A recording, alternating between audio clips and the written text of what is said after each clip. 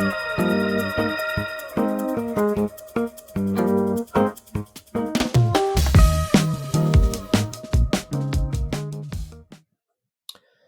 everyone, welcome again to another Teacher Joseph video clip and audio, and it's another weekly lesson. This week we're going to talk about the decline of nightclubs here in the UK, and we'll be doing that by going through a news report, looking at some of the difficult words to try and make it understandable. So, the weekly lesson this week is all about nightclubs and how they're disappearing from the UK. Let's go over to a news story to look at this further. Right, here we are. You can see here the headline. It says, "End of hedonism, why Britain turned its back on clubbing." So this news story has essentially decided that nightclubs here in the UK are something of the past. Let's begin by looking at the first sentence. It says, "End of hedonism, why Britain turned its back." So hedonism, first of all, is when you put pleasure above anything else.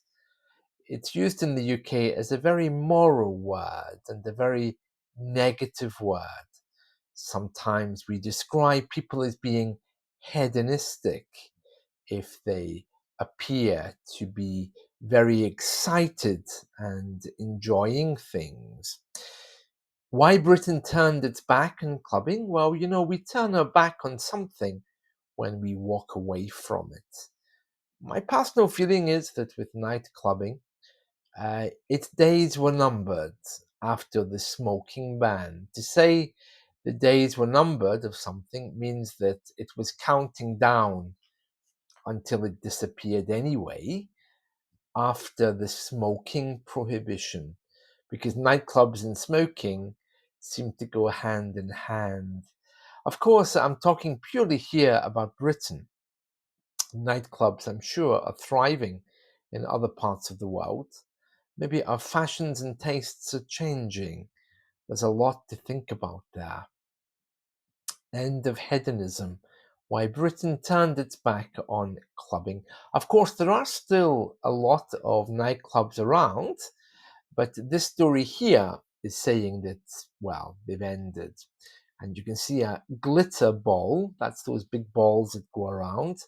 A glitter ball, which has fallen and smashed. Glitter, Glitter, a glitter ball. Right, it says here, in an old gun barrel factory in Sheffield's industrial heartland, hundreds of people are raving under the fluorescent lights of Hopeworks Club for one of the last times before it closes. One young woman has dressed all in black to signify the loss of her favorite place, right? Let's break this down because it isn't easy. So it's an old factory where they used to make gun barrels. That's the part of the gun which holds the bullets. In Sheffield's industrial heartland, because just like the rest of the UK, Sheffield, which is a northern town, used to be very industrial. And in one of the old factories, people are raving. That means they're attending a rave. A rave is indeed a form of night clubbing where they play rave music. It's really very fast, not something that I would enjoy. But raving, dancing, perhaps I'm getting very, very drunk. We'll read more about it. It says here, this is a landmark of Sheffield. It means it's iconic. Says one reveller. A reveller is someone who is dancing a lot, acting a bit crazy with fun. It's the reason a lot of people come to university here, adds another. Its owner, that's the owner of this old gun barrel factory, which is now a nightclub, he says he believes that nightlife venues like this are the vital underbelly of everything. Underbelly, in this case, means pivotal, the vital thing of everything. You can tell they're young. For me, when I went to nightclubs, I was listening to Amanda Lear. I think those days have changed somewhat. It says here, it's where people find themselves, he says. It's where people find their tribe. Mr. O'Shea, who calls himself a child of the rave generation, started Hopeworks because he wanted to tap into, that means to connect with, that original spirit. Hopeworks has gone. It closed its doors permanently in February after 13 years. And according to Mr. O'Shea, grassroots clubs in the UK, places where up-and-coming artists often perform live, are dropping like flies. And that's what we say when things are ending quickly. We say they're dropping like flies. You know, last week, two of my colleagues, who are now in their late 60s, early 70s, died. And I was thinking, oh, they're dropping like flies. That's two people I used to work with who've died suddenly. In the last 5 years, around 400 clubs have closed in Britain, more than a third of the total number. So that means, of course, nightclubs. In London, a dedicated task force is being launched by the Mayor's office to help boost nightlife and save venues at risk of closing.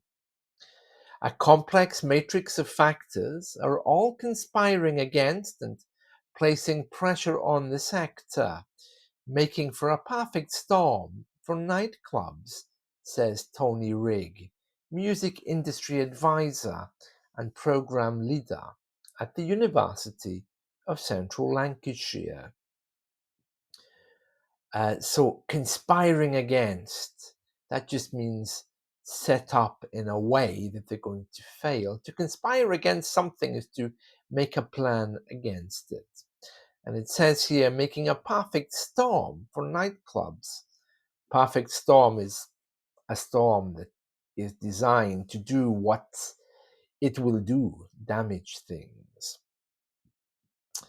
There are many factors that could be at play, among them rising costs, less disposable income, and changing lifestyle choices.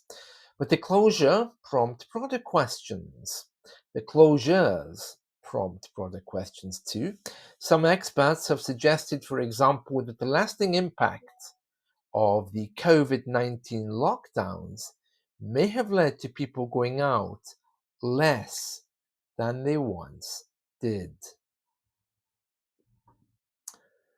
And if that is the case, could the closure of so many clubs nod to a wider cultural shift, particularly among Generation Z or Generation Z? So could the closure of so many clubs nod to a wider cultural shift? It just means, could this mean that things are changing? Well, I don't think they are. I think this is all because of the smoking ban. I think after that, people just didn't want nightclubs anymore. Let's try to continue this story for a little bit. It says, did the pandemic change a generation? For several years during the pandemic, young people were unable to experience nightlife in the same way previous generations had. So perhaps it is not surprising there have been shifts in the way they socialize. A recent Nighttime Industries Association study of more than 2,000 people aged between 18 and 30 found that nearly two-thirds were going out less frequently than the year before. Right, let's just go over some of these words then. Hedonism. That's where you put pleasure above everything else. To turn your back on something is to turn away and walk away. Barrel factory, a gun barrel factory. That's the place where they used to make the barrels of guns, where ammunition went inside. And that was in the centre of Sheffield's industrial area, the heartlands. All of our towns, villages, especially in the north, had a strong industry, and many of those contributed greatly to the UK economy. The ones that did most, we call them the heartlands, the centre.